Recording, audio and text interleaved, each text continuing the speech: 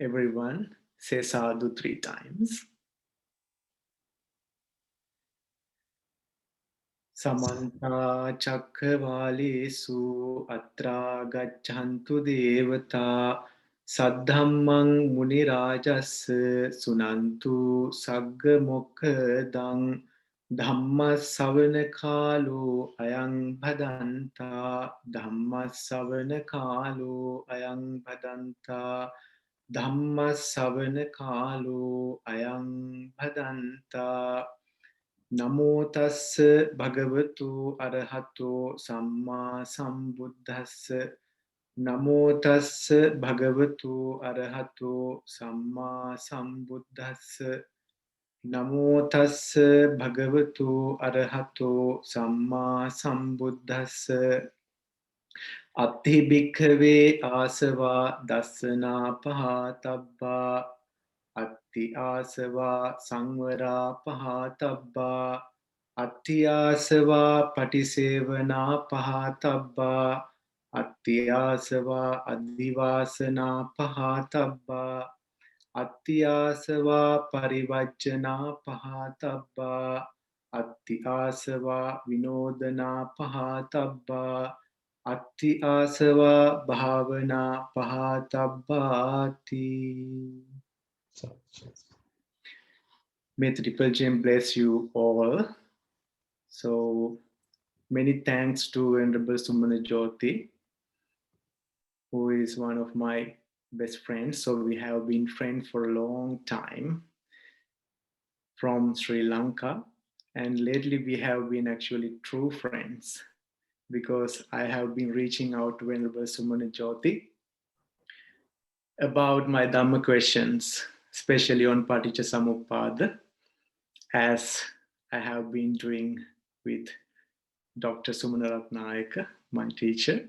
So glad to see you all, and many thanks to Venerable Sumana Jyoti and International Buddhist Foundation, and to everyone for having me today.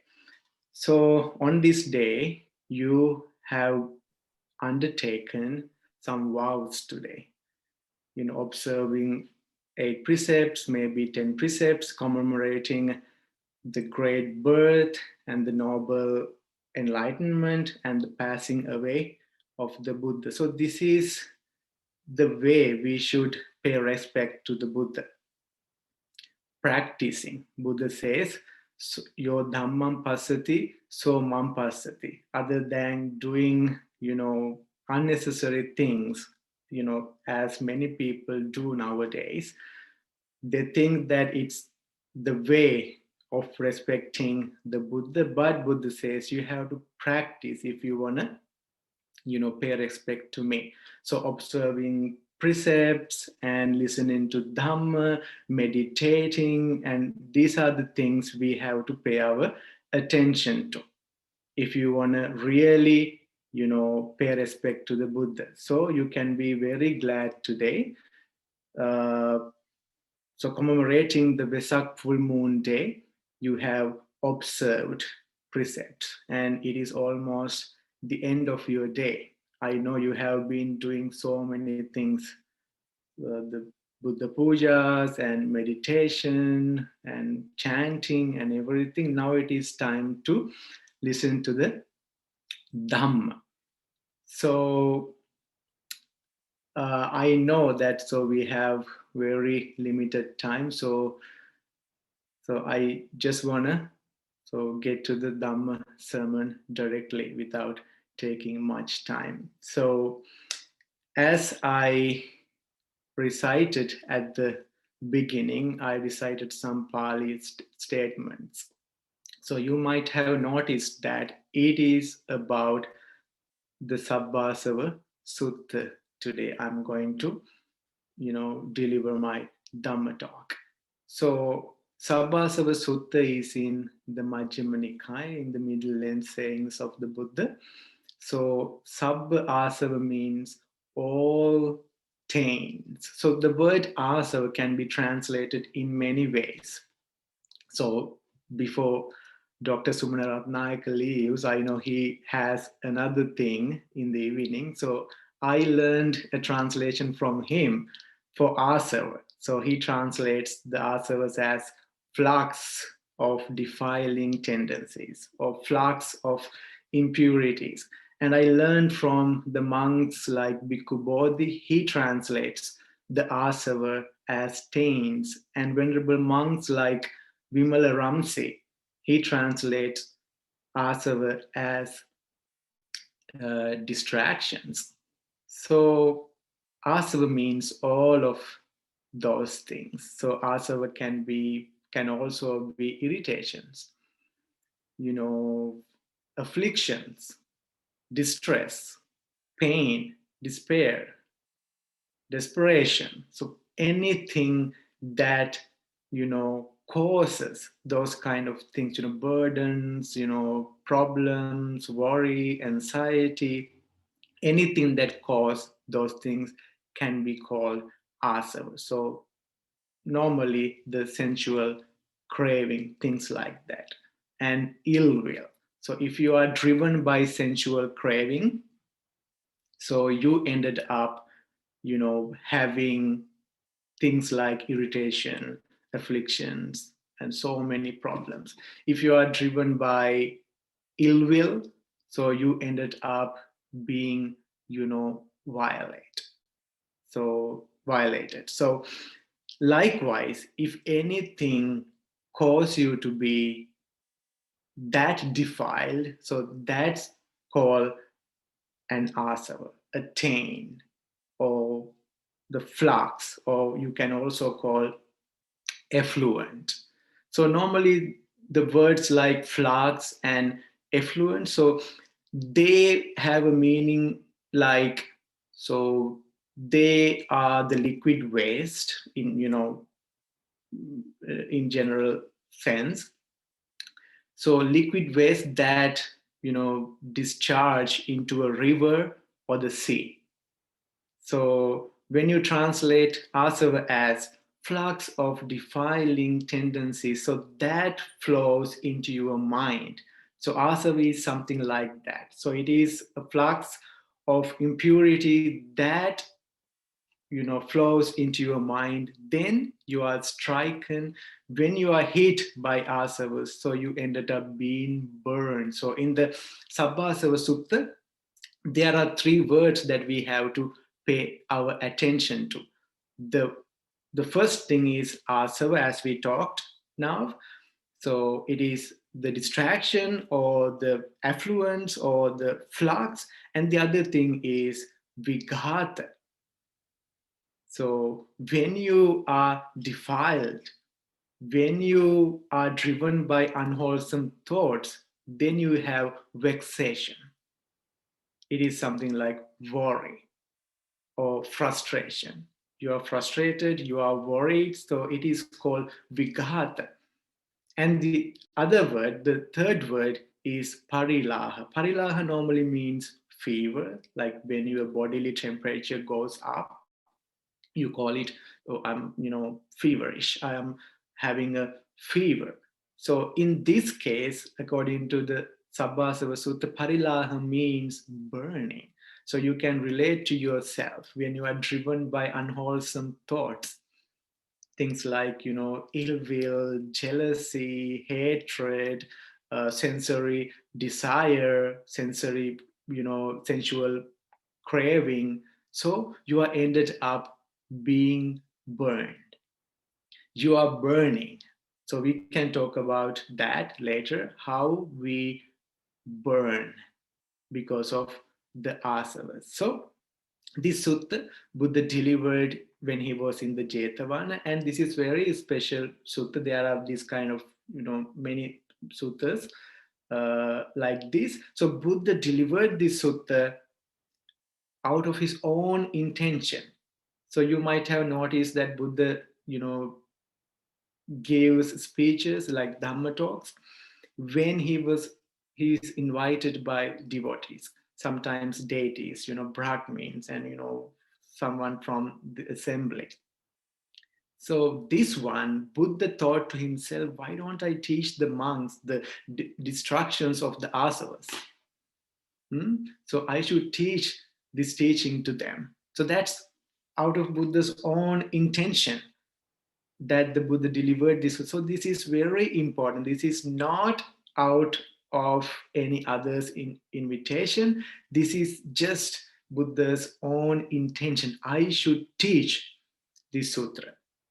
This is very important. I have to teach my followers how to deal with the asavas, because as a person, this is one of the most important duties that you have to do during your lifespan, fighting for the extinction of the asava so that you can attain arahantship. If you are not able to fight for the extinction of the asavas, so you cannot be liberated as long as you are dealing with the asavas. So this is very important. So the abandoning of asavas constitutes the arahantship. So if you want to be liberated, so you really have to take care of your asavas. You really have to deal with your asavas. So Buddha is teaching you the way how to take care of asavas, how to deal with asavas, how to restrain them, how to destroy them. So this is a very important sutta that Buddha taught out of his own intention. So there are 7 ways that we can deal with asavas. So first of all, Buddha says that janato ahang bhikkhave passato asavanang kayang vadami. So I say the destruction of the asavas is for the one who knows and sees. This is equally important. I say the destructions of the asavas is for the one who knows and one who sees. So who knows and sees what? Yoniso manasikaro, ayoniso manasikaro, yonisocha manasikaro, ayonisocha manasikaro. The one who knows and sees the wise attention and unwise attention. So only for those know that, see that. So the destruction of asavas are for them, not for anyone else. No ajanato, no apasato. So not for the one who does not see, does not know the yoniso manasikara and ayoniso manasikara. So yoniso manasikara is wise attention and the ayoniso manasikara is unwise attention. So you have to know that first. If you don't know, so this discourse is not for someone like that. So first you have to have a clear idea about what yoniso manasikara is and what ayoniso manasikara is. So when you attend unwisely, it means if you have ayoniso manasikara, if you are not wisely attending things, then what happens? It gives rise to the unarisen taints to arise. So it gives rise to unarisen taints. And it develops already arisen taints if you attain unwisely. But if you attain wisely, if you are mindful, if you are aware, so then the unarisen taints do not arise. Already arisen taints do not develop if you have wise attention, yoniso manasikara. So that is very important. Okay, I have to talk about everything in short, because of the time. So I think you have kind of idea about yoniso manasikara and ayoniso manasikara. If you are not attending wisely, so then what happens? Then unarisen taints arises. You give rise to new taints, new distractions, new fluxes. But if you attend wisely, so it is going to be all right. You are not giving rise to new, taints, or the already arisen taints are not going to develop. They are going to cease. When you have wise attention and you kind of, do away with unwise attention. So there are 7 ways that Buddha teaches you to deal with all these taints. So the first one is Ati Bhikkhave Asava Dasana Pahatabba. There are, asavas, taints that should be, abandoned by seeing. That's the first thing. There are taints that can be or that should be abandoned by seeing. Just, looking at them the way they are. So that is actually about 3 things. Those are Kama Asava, Bhavasava, and Avijja Asava. So sensual desire is the first thing. So we talk about 3 things in this category. So you have to kind of remove these asavas. You have to abandon these asavas by seeing.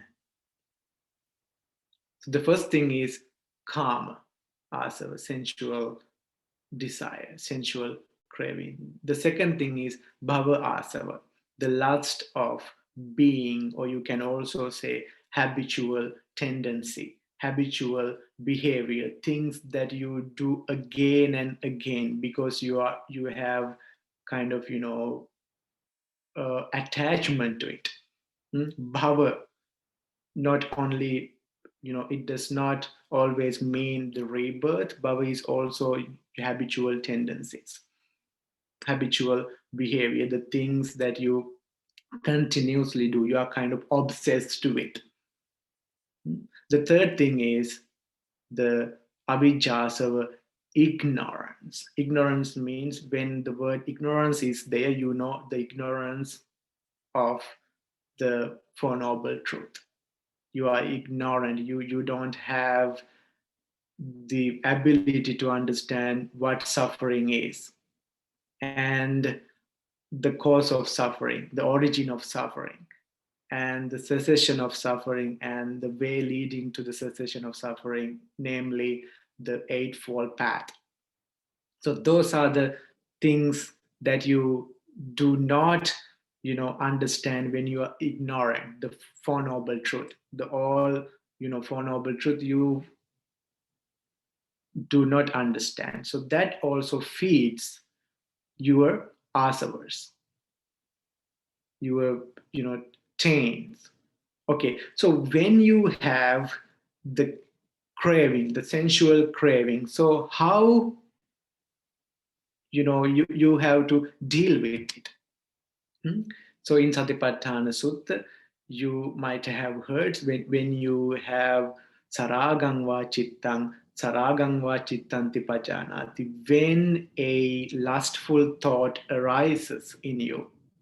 So you know it as a lustful thought. You are not recognizing it as something else. You see it as it is. This is lustful thought. So if I let it develop, if I let it control myself, so I am going to end up with, so many defilements.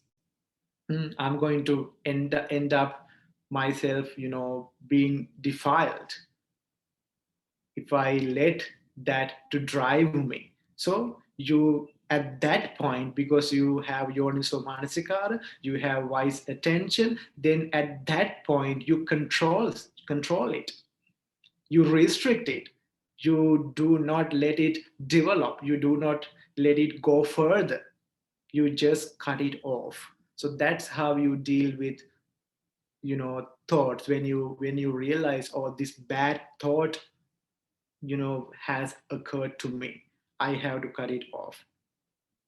So the same thing you have to do with the sensual lust when you have kamasava. Then bhavasava, your habitual behavior. Okay, that also kind of fed by your kamasava, because that's a kind of extended version of your kamasava. Hmm? So it is like tanha becomes upadana. Hmm? Tanha becomes, clinging later on. If you do not take care of it at the very beginning, so it is going to, cause a lot of problems later. So the karma, bhava, and avijja. So in this first section of the seven, so you have to take care of those three. Hmm? So when you are mindful, when you attend wisely, so you do not let them develop. So seeing, hmm? Just looking at them, just concentrating on them, just recognizing as they are. Okay, sometimes the sorrowful things, you see them as comfort. Hmm? You can relate to yourself. Okay, it is suffering, but you think, oh, that's a good thing to deal with, to keep up with. The things that cause you suffering, because you attend unwisely. If you attend wisely, so then you just control, you just restrict, and you just remove or eradicate those unwholesome thoughts just at the point that they occur. So that's the first part. So at the end, you will be able to see suffering as suffering, or this is suffering. So you are able to understand what suffering is. So understanding Four Noble Truth and the origin of suffering, cessation, and the way leading to the cessation of suffering. So, another, on other words, in other words, it is about understanding dependent origination. Mm. So, if you know the cause for suffering, so it is the application of dependent origination. You try to understand all the links of the dependent origination. You try to understand the process of things that happen. You just step back a little bit and let go of the things. You are not trying to be part of the process. You just step back a little bit and see how the process work, the links of the dependent origination. Hmm? So that is what the results of this practice. If you try to abandon things by seeing, so you the see how the links of dependent origination works, like avijja pachya sankara, sankara pachya vijnana, vijnana pachya nam rupa. In that way, you try to see how that happens, not why that happened. Okay, how it works. Okay, so when you try to see how it works, so you do not take anything personally from it. Okay, you just let the process go on. You don't try to interfere and take things personally. Then if you do that, so it will cause a lot of trouble for you later. So by seeing, you avoid that the flow of impurity coming into your mind, and you get hit by all those impurity, and you are burned at the end. So those three words are very important: asava, vighata, parilaha. So for the most part, when you think about your life, so we are kind of surrounded by uh, taints, the distractions. We are living with distractions. So it is correct to say we are, for the most part, living with distractions. So there are 7 ways that the Buddha teaches us, how to deal with this distraction. The first thing is seeing. Okay, when you see something unwholesome arising, you have to take care of it at the very beginning. That's why Buddha says you have to have wise attention. Otherwise, you can't, fulfill this task without having wise attention. Okay, now let's go to the second one. So the second one is atti asava samvara pahatabba. So you have to restrain things. What you have to restrain. So you have to live with your eye faculty restrained. You have to live with your eye faculty controlled. So there is, other places that Buddha kind of expand about this teaching, how to restrain things. You might have heard Chakkuna Rupang Diswa Nimittagahi Hoti. You have to think about all the 5 sensory organs in the same manner. So on seeing a form with the eye, when you see a form with your eye, so you do not grasp at the general features. The nimitta gahi is that. So the first impression you have. So very normal, uh, common example: a young guy seeing a young lady. Okay, the first impression he has is, oh, she's so pretty, she's so beautiful. Oh, that's the nimitta guy. That's the general feature that he grasps at. She's so beautiful. And then he goes for the details.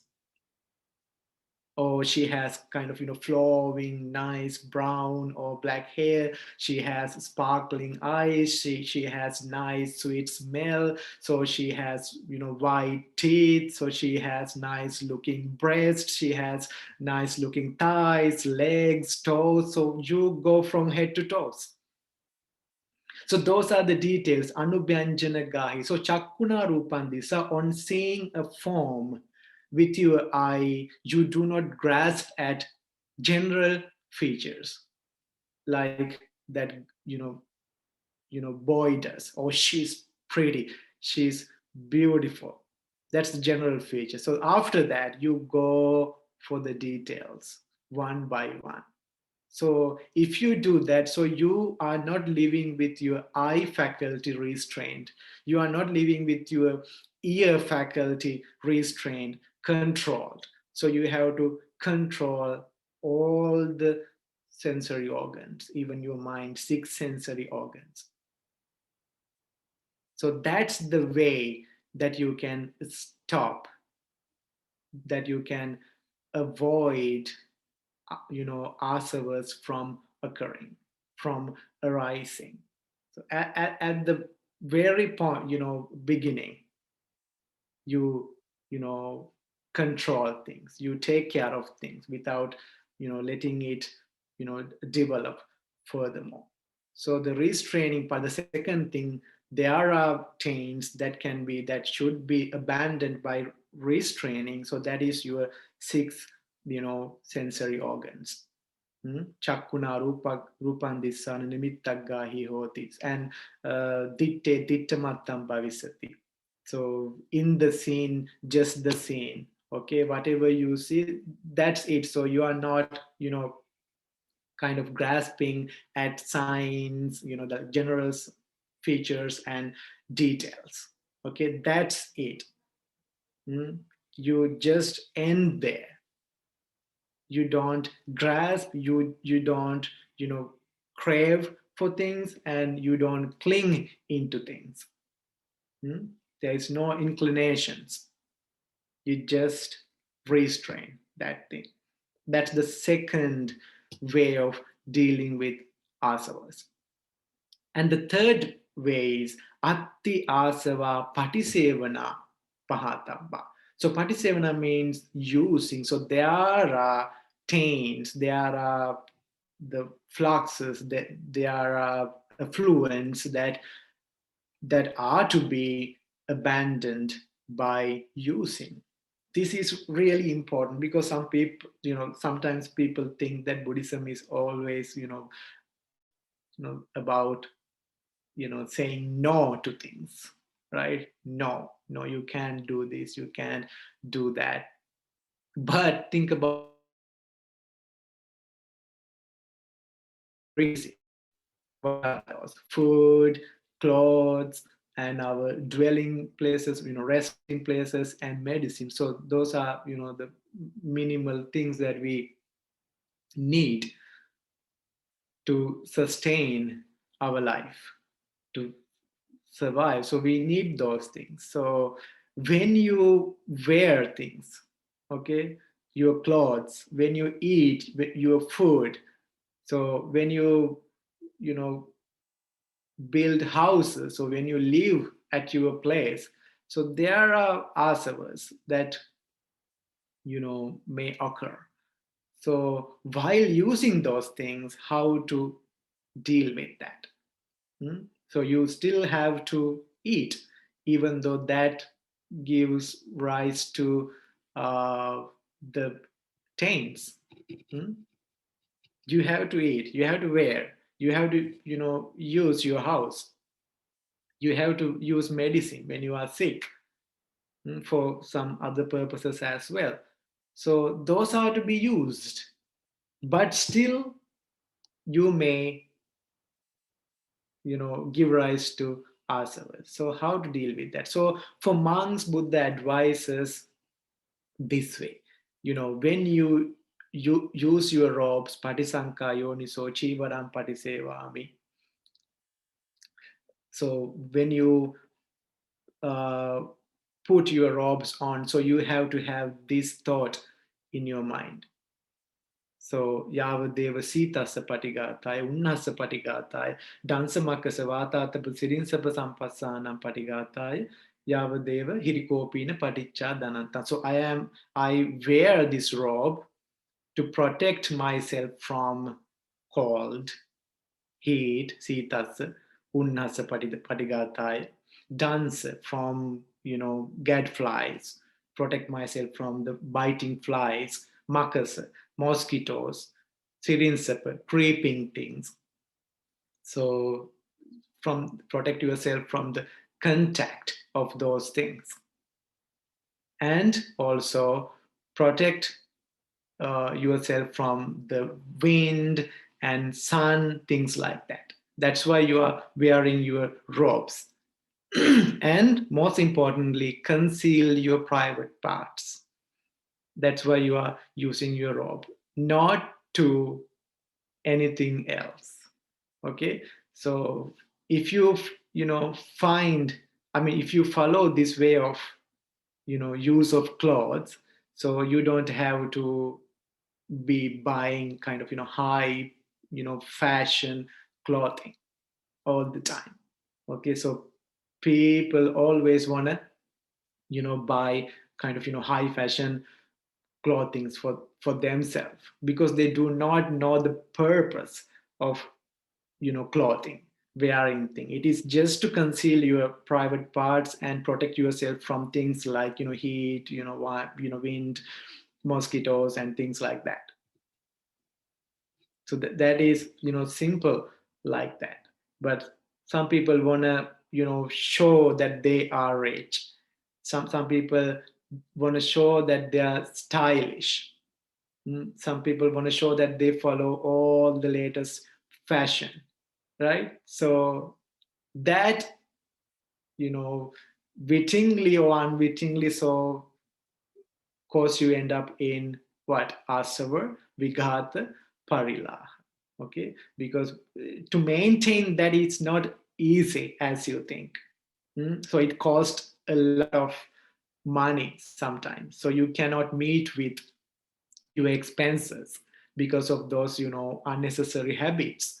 So at the end of the day, you are in trouble because you cannot afford, but you still want to do something, like that, just maybe to show off, you know just to show that you are capable of doing these things. But at the end, it gives rise to the pains and the vexation and the fever, I mean the heat.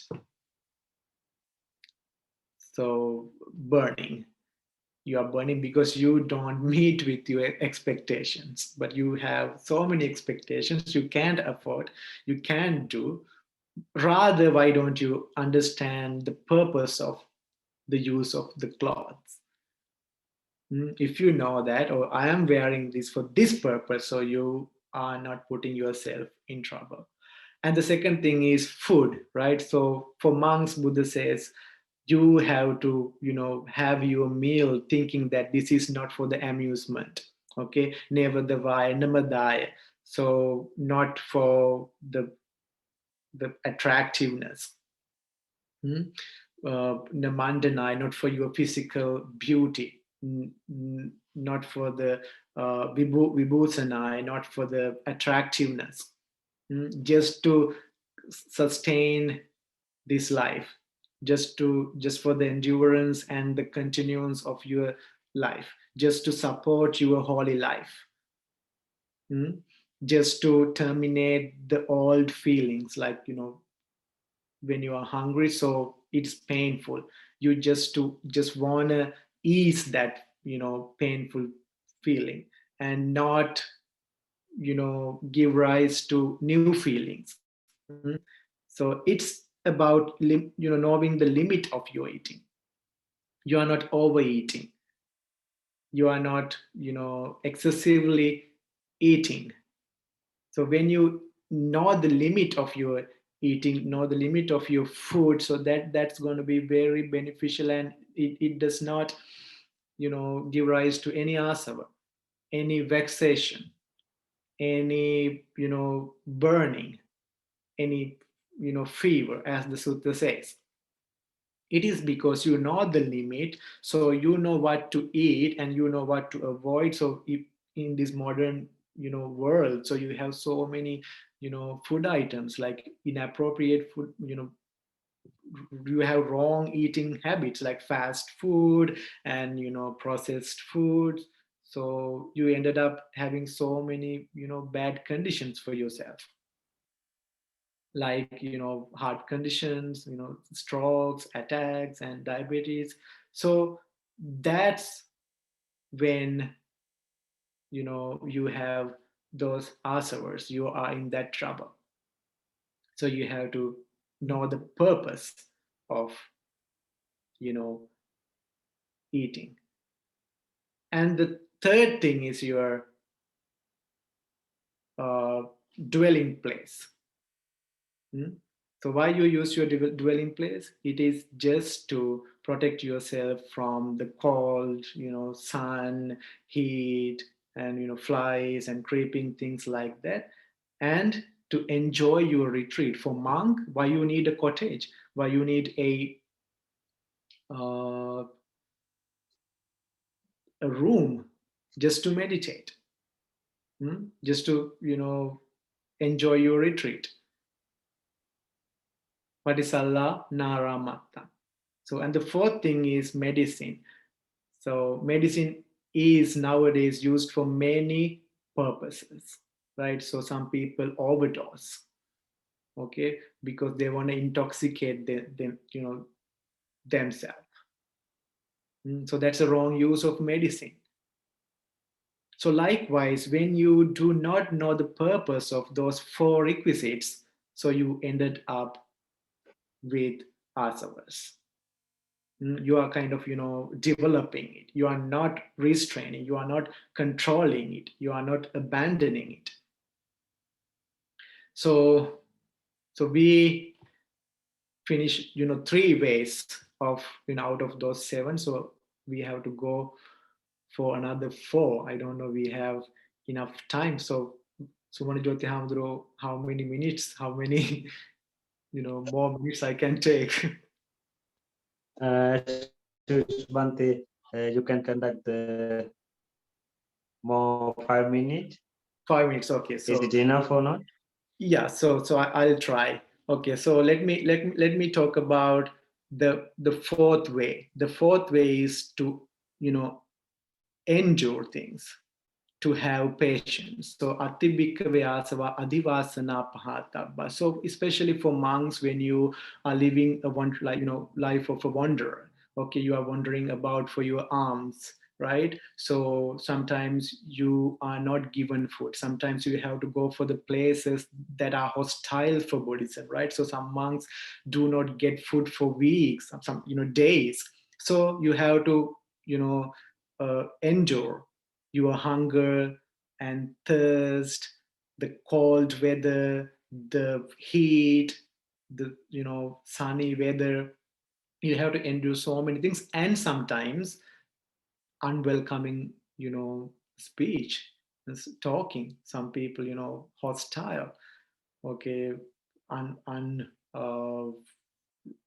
welcoming things they say. So you have to endure all those things. You have to have patience. Otherwise, you give rise to ourselves because of those things. Okay, the things that you cannot tolerate. So it gives rise to what? Ill will, aversion, hatred. Okay, things like that. So if you are a person who generates, like, who supports those thoughts, so you are the person at the end of the day who are in trouble.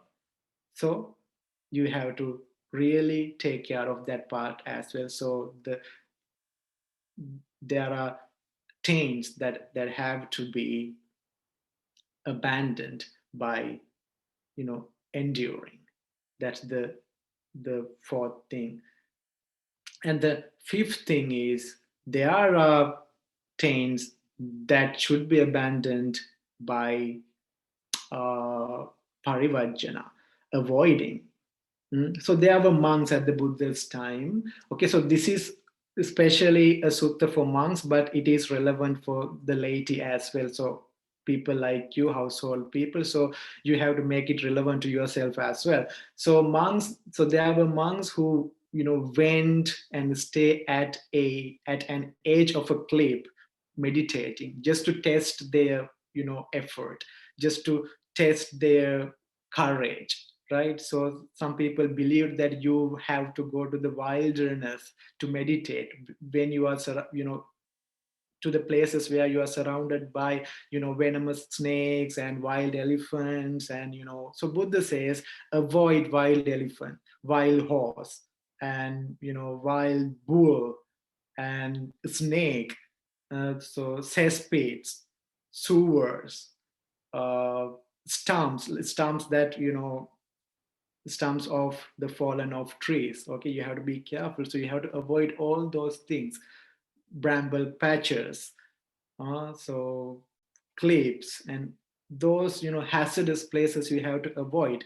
You don't have to like put yourself in trial. Okay, so Buddha has never said that you have to live that kind of ascetic life.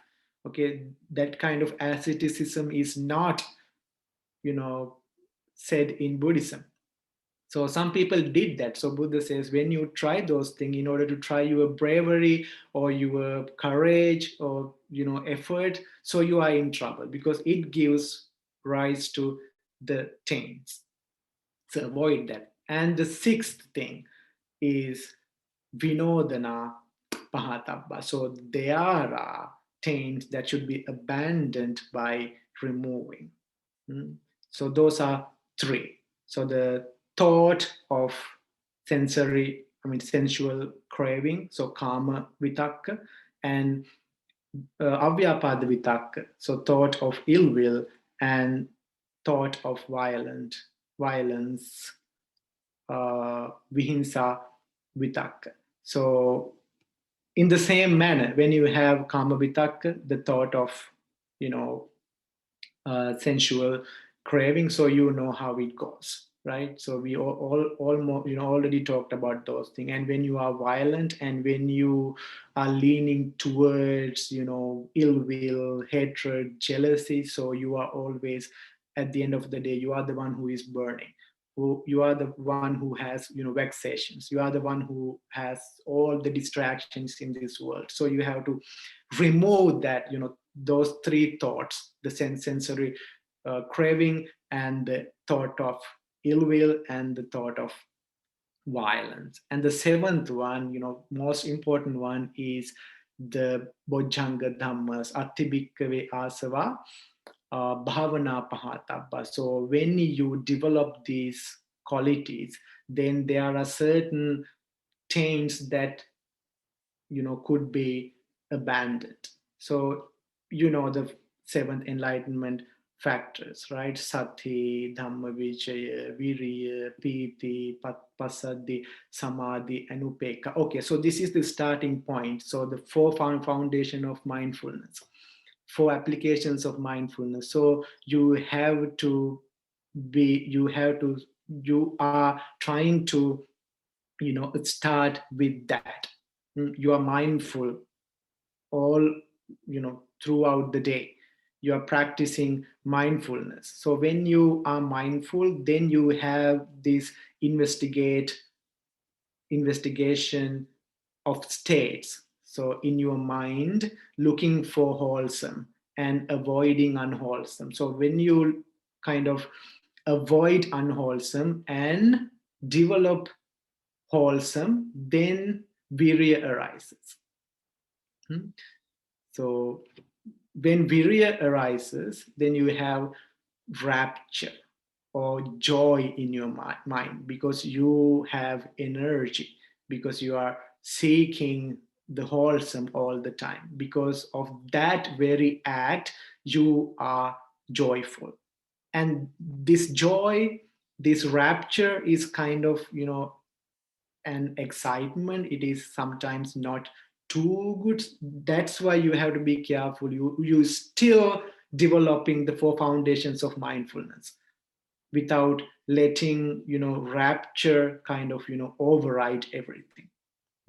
So you are still developing the four foundation of mindfulness. Then this rapture settles down. Then you have the tranquility in your mind. When your mind is tranquil, so your mind enters a state of concentration. When you have a tranquility, when you have the concentration, then you have equanimity. So your mind is, you know, equal. So now you have all those seven enlightened factors together with the combination of upeka, equanimity. Then you lose the dhamma vichaya. Okay, you don't any longer have the investigation of dhamma. That's where you lose it. As a result of losing that, and the all seven enlightenment factors kind of ripen in the maturity, then the wisdom arises. When the wisdom arises, then you can be, you know, you can, you know, get rid of all the fetters, what you call samyojana, and the latent tendencies. There are things in our mind as anusaya, like hidden, like, you know, they are kind of, you know, pregnant. We are pregnant with some things, you know, which are not seen, which are hidden, which are not on the surface. So they are also removed when you have panya, because you remove fetters, then latent tendencies, and lately taints, all the taints. So if you are done with taints, so there is not, if there is no taints occurring, you know, in your mind any longer, so you are a liberated person. So in this sutta, okay, so it is time for us to wind up now. So in this sutta, Buddha talks about all possible distractions, taints, effluents, or whatever you want to call, fluxes that can occur in your mind, and the way to deal with it. So there is no one particular way. So that's why Buddha showed you 7 ways. There are some taints that can be treated with, by seeing. There are some taints you have to like use, sometimes you have to remove the taints by using, like when you use your food and clothing and things like that. So these 7 ways, most importantly, are for the one who has wise attention and who knows and sees what wise attention is and what unwise attention is. So you can avoid yourself from, you know, attending things that are not fit for attention, but you can kind of encourage yourself to attain things that are fit for attention, such as your meditation object. So that is the end of the sutta. I wish I could, you know, talked about it uh, in details, but of course you have Sumanajoti Hamudru and other venerable sirs. You can always go to them, reaching out to them about your Dharma questions later. So then let us transfer merits to the departed relatives. So think about the all positive energy that you just accumulated, that you just generated. So all the meritorious power, by the power of all the meritorious energy you made, may your all departed relatives, be happy where they are, and may they attain the supreme bliss of Nibbana. And may all the deities who protect us, who bless us, may they all rejoice the meritorious power that we transfer to them. May they be happy and may they protect us, may they bless us, may they also attain supreme bliss of Nibbana. And we also, by the power of this meritorious act, may all of us attain Nibbana as well. And until we attain Nibbana, may you all avoid all fear, and may you destroy all the diseases, and may you avoid all the calamities, and may you be happy and live long. Sadhu, sadhu.